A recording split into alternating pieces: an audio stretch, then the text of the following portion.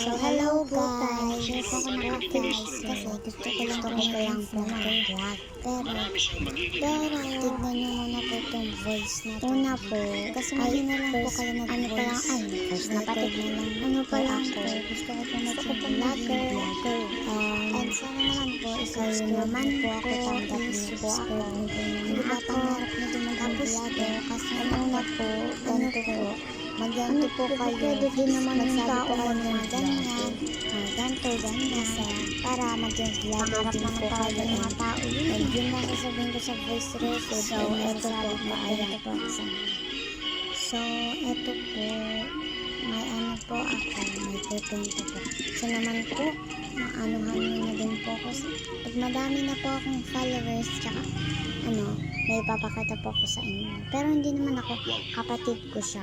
Baka magugustuhan ninyo. Sinisira ng mga ganit. Mga ano dyan. Dahil sa mga ginagawa nila, nagkakagulo na. Pero kasi sa TikTok na band yung ano ko. Babaguhin ko ang Na kalagayan band ng ating po. bayan. Na band. Kaibigan, Na band mabait ka po at yung pagpapala ano ko. para sa ating bayan. Yung ano ko. Yung account sa TikTok. Natuwa Na band. Kaya dito na lang sa isinulad ko sa YouTube. plato na. Pero alam mo Gaano. ba, nagulat sa mga Kasi nabasa nila. Sigurado ako, hindi So, nila ayan. naiintindihan. Mga family guys. Ay! Isa pa. Pero, saka ko na po ito isasabi. Bibigyan mo kaya ng imperatrice sa kanya ito? Tas ayun lang po. Ay! Pero pa pala ako yung tatanong.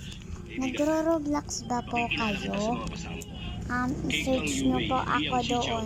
Pero, pag madami na po ako follow, subscribe. Mga bayani sila.